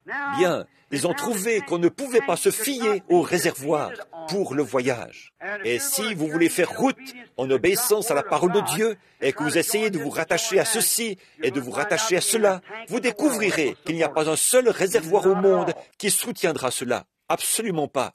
Vous êtes un individu. Dieu vous conduit exactement comme il veut vous conduire. Donc, nous avons trouvé la même chose aujourd'hui, et tous les réservoirs sont à sec. Mais les promesses sont toujours vraies pour Dieu, qui tient la promesse qu'il a faite à son peuple. Il a promis de pourvoir à tous leurs besoins, donc il l'a fait. Au milieu de tous ces réservoirs vides, à sec, réfléchissez à ça, et d'Israël qui se plaignait dans le désert pendant le voyage. Il a pris à part son guide serviteur, le prophète Moïse, et il a ouvert une source d'eau vive par un rocher frappé pour que ses enfants croyants ne périssent pas. À notre époque, pour moi, cela exprime bien la grâce. Nous sommes indignes. Ce que nous avons fait, comment nous avons vécu, nous sommes indignes. Mais Dieu, à notre époque, comme ici même, ce matin, regardez, pour les méthodistes, les baptistes, les presbytériens, les catholiques et tous, il a ouvert une source. Hébreux 13 le prouve, il est le même hier, aujourd'hui et éternellement. Donc, cela atteste Jean 3,16, car Dieu a tant aimé le monde qu'il a donné son Fils unique, afin que quiconque croit en lui ne périsse point, mais qu'il ait la vie éternelle. Il a été élevé pour plus d'une raison, parce que les gens murmuraient et péchaient, et parce qu'ils avaient été mordus par des serpents et étaient en train de mourir, et pour le pardon de leurs péchés et pour la guérison de leurs maladies. Et c'est cette même source qui nous est ouverte aujourd'hui, pour notre salut et pour notre guérison physique, car il est le même hier, aujourd'hui, éternellement. Et quand le rocher a été frappé, ordre donné par la parole de la promesse de Dieu, alors il a fait jaillir des flots d'eau pure claire, pas de l'eau stagnante ni contaminée, mais la présence même de Dieu, de l'eau pure qui a sauvé tous ceux qui en ont bu. Nous savons que c'est bien vrai parce que nous le lisons dans l'Ancien Testament. Cela servait de type. Là, il n'y avait pas besoin de tirer, de pomper, de s'y rattacher, d'aller au séminaire pour apprendre à s'en servir. Là-bas, ils vous disent comment vous en servir. Voyez, oh, eh bien, si vous avez reçu le Saint-Esprit, ça, nous y croyons, mais voilà, c'est comme ceci que vous devez faire. Mais vous voyez, il n'est pas question de le contrôler. On ne se sert pas du Saint-Esprit. C'est le Saint-Esprit qui se sert de vous. Voyez, on ne doit pas se servir du Saint-Esprit. C'est le Saint-Esprit qui dispose de vous. Un don, ce n'est pas quelque chose qu'on prend comme un couteau pour aiguiser un crayon. Il s'agit de s'abandonner à Dieu et de s'enlever du chemin pour que le Saint-Esprit puisse vous utiliser. Remarquez, ils n'ont jamais eu besoin d'en pomper ou d'en tirer. Pas plus qu'ils n'ont eu besoin de demander, bien, comment se sert-on de cette eau? C'est qu'ils savaient comment s'en servir. Ils avaient soif, ils savaient quoi en faire. Et c'est pareil pour un homme ou une femme, peu importe de quel credo ou de quelle dénomination il fait partie. S'il a soif de Dieu, il n'a pas besoin de courir au séminaire, comme c'était le cas pour ce frère anglican, ou plutôt ce frère anglais d'hier soir, de devoir aller quérir des instructions auprès de l'église anglicane, pour savoir comment il doit utiliser ce glorieux don qu'il a reçu, le parler en langue, et comment il doit faire ceci. Il se ferait virer d'entrée. Voyez, comme il avait soif, Dieu l'a rempli, c'est tout. Il n'y a pas à chercher plus loin. Il s'agit d'avoir soif, et là, il remplit. Voilà. Il n'y a pas besoin de soumettre cela à un contrôle, que quelqu'un vous dise ce que vous devez en faire. Dieu conduit chaque individu selon ce qu'il veut de vous. Vous êtes un individu, vous-même. Vous faites partie de Dieu. Personne ne peut prendre votre place. Il n'est pas question de devoir aller vers quelqu'un, dire là qu'il faut que j'en fasse ceci ou qu'il faut que j'en fasse cela. Non, monsieur, Dieu l'utilise comme il l'entend. Quand vous avez soif, vous savez bien qu'il faut boire. Et si vous avez soif ce matin, buvez-y, c'est tout ce que vous avez à faire. Dieu avait pourvu d'une voie pour étancher leur soif. Les enfants assoiffés pouvaient avoir librement part à lui. Et Dieu a pourvu d'une voie pour tous les hommes et femmes qui ont faim et soif ce matin. Peut-être qu'il y a ici des gens qui n'ont pas encore reçu le salut. Il y a ici des gens qui sont sur le point de recevoir le salut. Il y a ici des gens qui sont des membres d'église. Vous voulez agir comme il faut, mais vous buvez à un réservoir. Ils ne vous diront jamais ces vérités. La seule chose à faire, c'est venir, vous emparer de la promesse de Dieu et venir à cette source. Et alors, il étanchera la soif. Celui qui boit cette source n'aura plus jamais soif. Remarquez là, comment il a libéré les siens qui ont reçu cette eau par la grâce et non par un système ou une citerne d'instruction. Il confirme que sa parole est une source de vie. Combien d'entre vous ici savent que vous avez reçu la vie quand vous avez pris cette parole et son eau? Vous savez vraiment que vous avez reçu la vie. Eh bien, nous allons prendre, disons, encore un exemple ou deux, et ensuite je terminerai très bientôt. Je crois que je me suis retrouvé avec ce bouton quelque part. Mais remarquez, je parle longtemps, mais ce n'est pas mon intention. Écoutez, prenons comme exemple quelques personnes. Prenons la femme à la citerne de Jacob, un puits creusé. Voilà, elle était là. Cette femme n'avait rien connu d'autre que cette citerne. Elle venait là chercher son eau. Et là-bas, appuyée contre le puits, elle a trouvé, au milieu de ce petit décor, un homme assis là, un juif.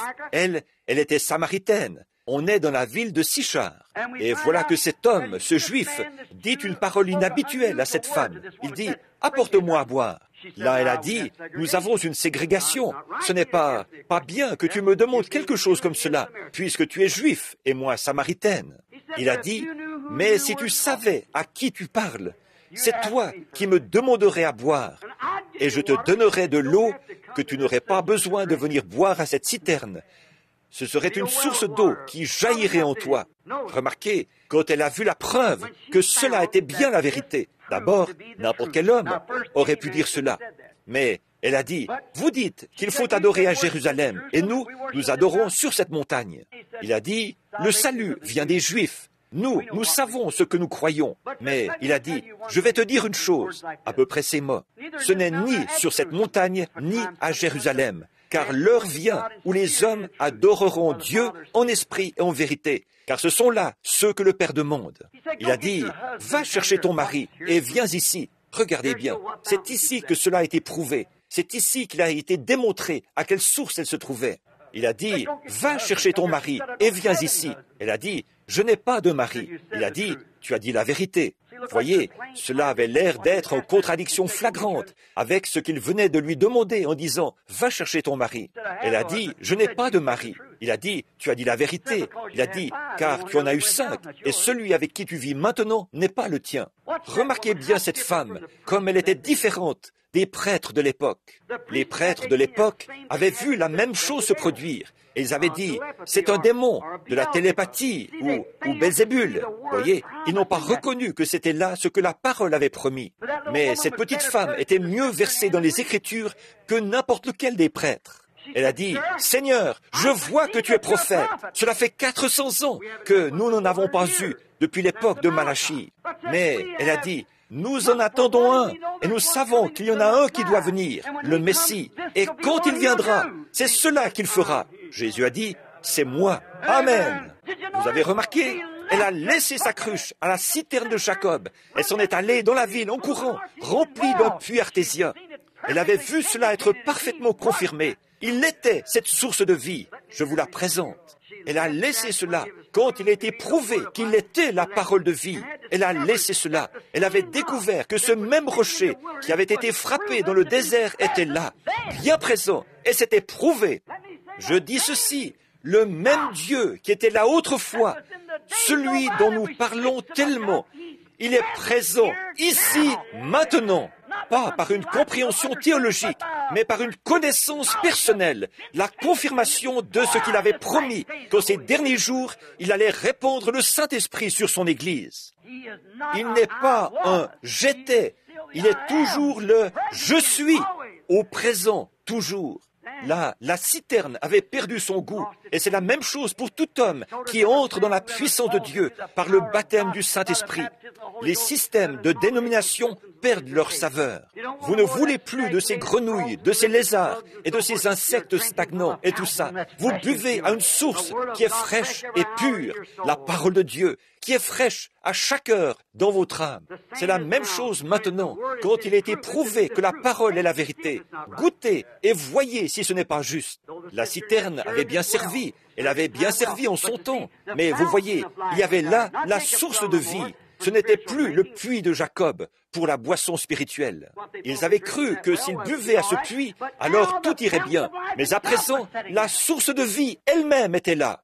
Maintenant, nous n'avons plus besoin des systèmes et des organisations que nous avons. Nous sommes au temps de la fin.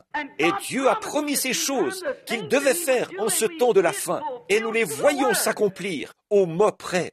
Nous entendons les responsables de la puissance militaire se lever, tout tremblants, et dire que quelque chose est sur le point d'arriver. Nous avons conscience que le Saint-Esprit nous prévient que quelque chose est sur le point d'arriver.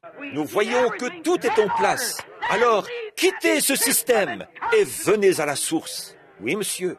Le puits avait eu son utilité, mais maintenant, elle se trouvait en face de la source elle-même.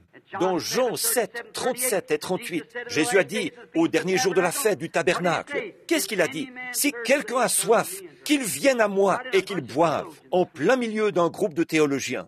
Si quelqu'un a soif, qu'il vienne à moi et qu'il boive. Car l'Écriture dit, des fleuves d'eau vive couleront du fond de son être. Voilà la source vive. Voilà la source que les gens ont abandonnée aujourd'hui. En échange d'un credo, ils ont abandonné la source d'eau vive. Permettez-moi de vous le présenter. Pour moi, et je termine, pour moi, il est cette source qui a sauvé la vie d'Agar et de l'enfant quand ils étaient mourants dans le désert. Je crois qu'il est ce rocher dans Ésaïe 32, qu'il est ce rocher dans une terre altérée. Il est le refuge à l'heure de la tempête. Zacharie 13, il est la source ouverte dans la maison de David pour le péché. Je crois qu'il est cela. Pas vous? Dans le psaume 36, 9, il est la source de vie de David. Il est les eaux paisibles de David et les verts pâturages. Il est l'eau au bord du ruisseau pour David. Dans Genèse 17, il est le saint nourricier d'Abraham, El Shaddai. alors que sa vigueur l'avait quitté. Il allait quand même. Dieu l'avait dit, moi, un homme de 100 ans, comment cela va-t-il se faire? Je suis vieux, ma femme est vieille, comment cela peut-il se faire? Il a dit, je suis El Shaddai. Or, El, c'est le, et Shaddai, c'est saint. Et Shaddai est au pluriel, ce qui veut dire, je suis le Dieu qui a des seins, comme un bébé qui pleure, qui est malade. Sa force l'a quitté. Il s'appuie sur le sein de sa mère et tète jusqu'à retrouver ses forces. C'est sûr, pas seulement une fois qu'il tète, il ne pleure plus. Au sein de sa mère, il est satisfait pendant qu'il tire sa force. Et tout homme qui prend la promesse de Dieu dans son cœur, la promesse est pour vous, pour vos enfants, pour ceux qui sont au loin, en aussi grand nombre que le Seigneur notre Dieu les appellera. Appuyez-vous dessus, têtez et retrouvez vos forces. Enfants qui pleurent, crois-le, c'est pour les croyants. Le poète croyant. J'aurais beaucoup de cantiques à l'esprit que les poètes ont trouvé pour nous. Une fois, l'un d'eux a dit qu'il y a une source remplie du sang des veines d'Emmanuel. Tout pécheur plongé dans ce flot est lavé de tout péché.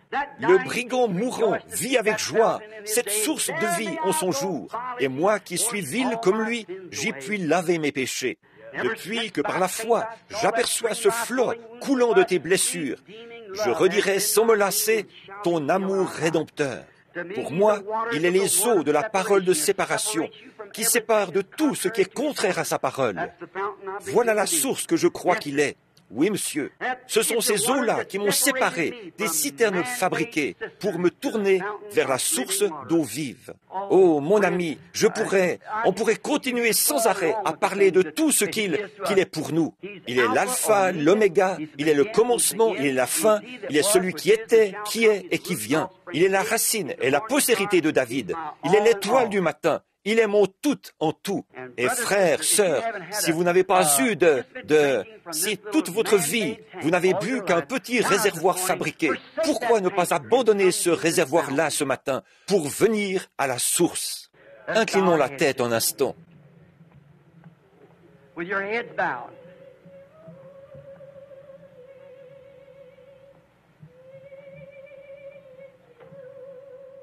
Pendant que vous avez la tête inclinée, à mon avis, l'appel à l'autel. Combien là? J'étais mal à l'aise de ce que je vous retenais trop longtemps, ce qui m'a fait apporter un message décousu. Mais je crois que le Saint-Esprit désire que vous saisissiez ce que je veux dire. Écoutez, il n'y a rien de plus important aujourd'hui que de se mettre en règle avec Dieu. Voyez, nos dîners, quoi que ce soit, peu importe. Le Seigneur est ici. Ça, jusqu'à maintenant, je n'avais entendu ça peut-être qu'une seule fois dans ma vie. Maintenant, combien? Tous ceux qui sont ici, pas combien? Tous ceux qui sont ici, qui veulent y boire, levez-vous un instant pour que nous prions. Que Dieu vous bénisse. Que le Seigneur vous bénisse. Maintenant, combien de personnes qui sont ici, qui sont maintenant debout, voudraient dire, en levant la main comme ceci, « Ô Dieu, agis en moi, remplis-moi, je veux boire à cette source. » Je n'ai pas agi comme il fallait, mais je désire que tu me le pardonnes. Je désire que tu effaces mes péchés et que je sois dès ce jour vraiment... Regardez-moi ça. Oh!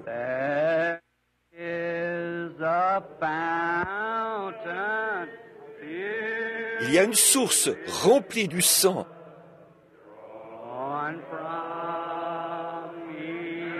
Des veines d'Emmanuel.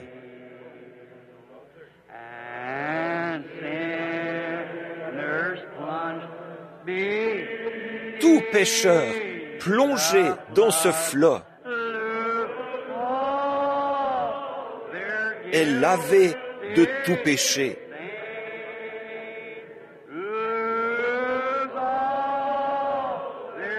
Est lavé de tout péché.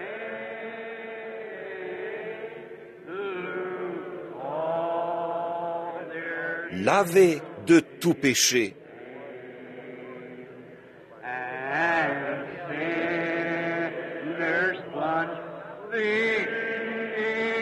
Tout pécheur plongé dans ce flot est lavé de tout péché. Alors maintenant, vous qui êtes un croyant chrétien, qui avez accepté Christ comme votre sauveur personnel, mais qui n'avez pas encore... Bon, si vous ne l'avez pas encore fait, voilà la source, la seule que je connaisse. C'est cette source qui vient des veines d'Emmanuel. Bien, et si vous êtes nombreux ici c'est exactement comme je disais l'autre soir, en parlant de l'aiglon, qui se promenait dans la basse-cour avec les poulets. Il n'avait jamais rien connu d'autre que les poulets, mais il savait qu'il y avait quelque chose en lui qui était différent des poulets. Et puis, sa mère est venue à sa recherche, et elle a crié depuis les hauteurs. C'était un appel d'aigle. Voyez, il fallait qu'il soit un aigle au départ, sinon il n'aurait jamais reconnu cet appel. Voyez, il faut qu'il y ait quelque chose là qui soit fécondé, sans quoi ça ne pourra jamais produire la vie. Et si la semence, la parole de Dieu est en vous, le Saint-Esprit est ici en ce moment pour féconder cela et pour vous en faire vivre la réalité.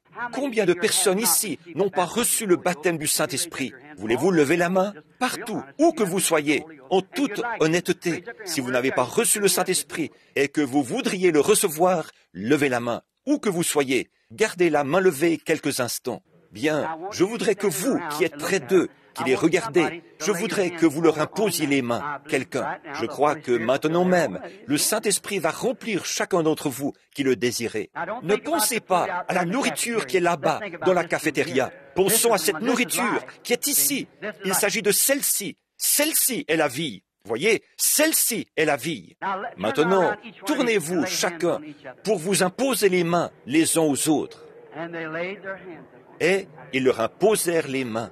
Bien, j'aimerais que vous priez pour la personne sur qui vous avez posé la main. Là, ne pensez pas à sortir, ne pensez à rien d'autre. Pensez seulement au fait que maintenant même, le Saint-Esprit est ici pour remplir chaque individu. Ouvrez votre cœur.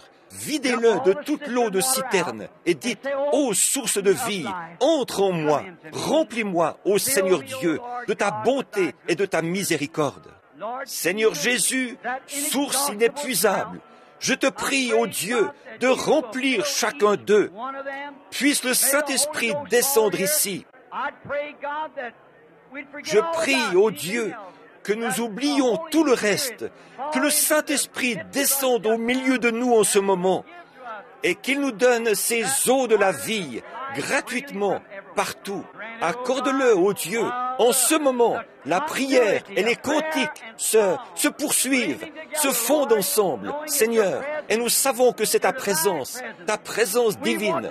Nous voulons venir à la source. Nous voulons le véritable, l'authentique baptême du Saint-Esprit. Seigneur, ces gens prient pour le recevoir. Je prie qu'à l'instant même, il soit rempli de cette bonté de Dieu. Accorde-le, ô Dieu. Exauce la prière de tes enfants. Puisses-tu descendre sur leur être. Puisse la puissance de Dieu et le Saint-Esprit les envahir.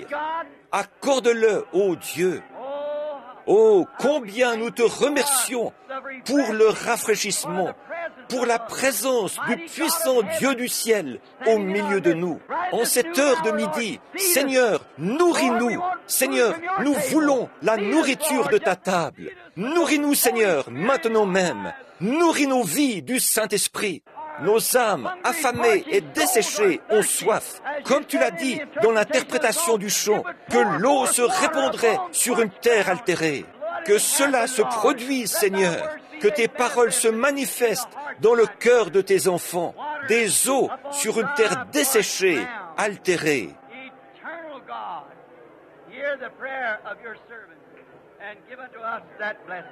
Dieu éternel, exauce la prière de ton serviteur et donne-nous cette bénédiction. Amen. Oh, comme j'aime continuez à le louer maintenant. Rendez-vous compte, le Saint-Esprit est ici. Si vous ne le recevez pas, c'est votre faute.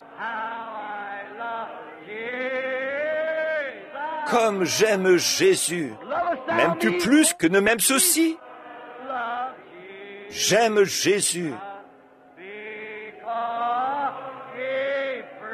Parce qu'il m'aima le premier.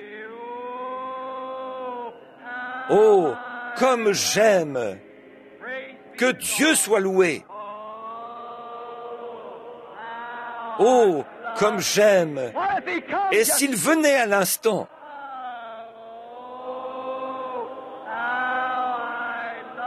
Oh, comme j'aime Jésus.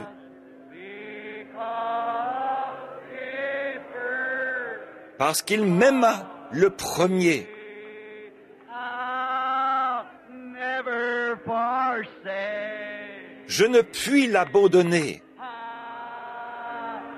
Never forsake. Je ne puis l'abandonner. Never forsake. Je ne puis l'abandonner.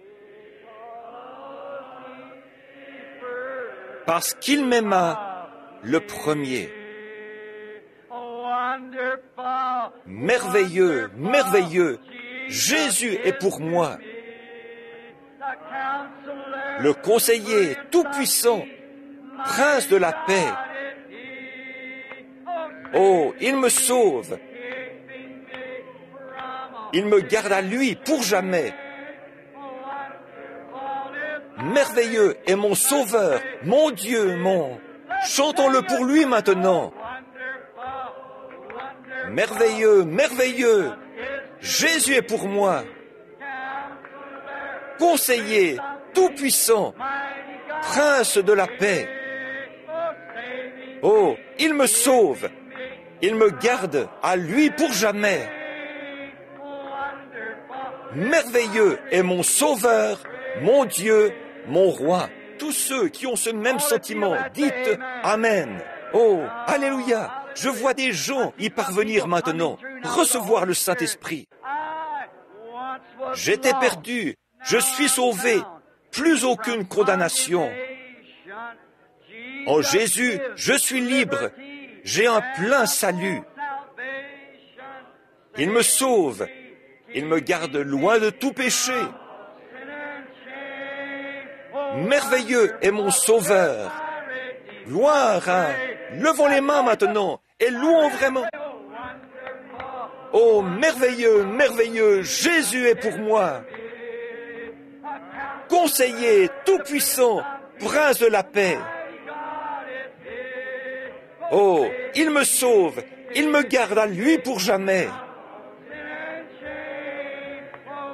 Merveilleux est mon sauveur, mon Dieu, mon roi. Do you love him? Oh, wonderful. Vous l'aimez? Oh, merveilleux! Gloire à cette source remplie de sang, où les pécheurs perdent toute peur des hommes, toute condamnation, où ils se retrouvent libres en lui. Alléluia! Oh là là, c'est vraiment merveilleux. Maintenant, pendant que nous le rechanterons, si vous voulez bien, que tous les méthodistes, les baptistes, les catholiques, les presbytériens et tout, pendant que nous chantons « Merveilleux, Jésus est pour moi », retournons-nous pour nous serrer la main, avoir une bonne communion entre nous. Vous savez, c'est ce que j'aime, moi. Allez-y, chantons-le en le faisant, maintenant.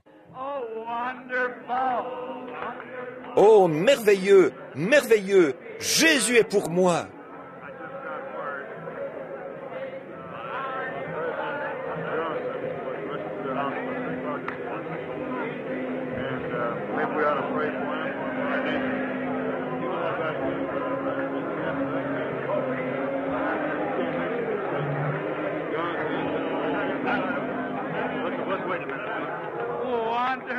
Merveilleux, Jésus est, c'est vrai.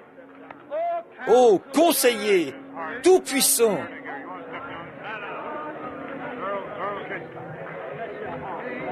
Keeping me from all sin and shame. Wonderful is my Redeemer.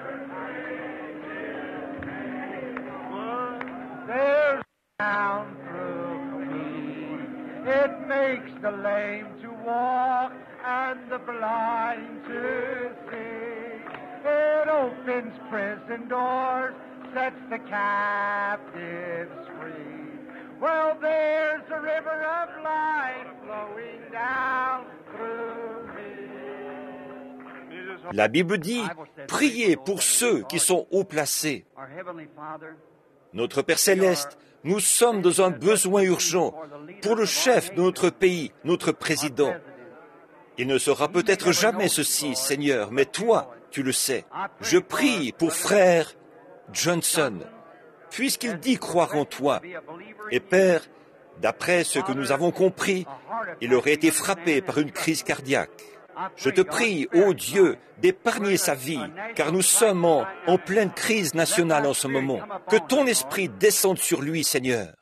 Et maintenant même, à l'hôpital, où qu'il se trouve, que ton esprit descende dans cet hôpital Walter Reed et touche son corps pour épargner sa vie.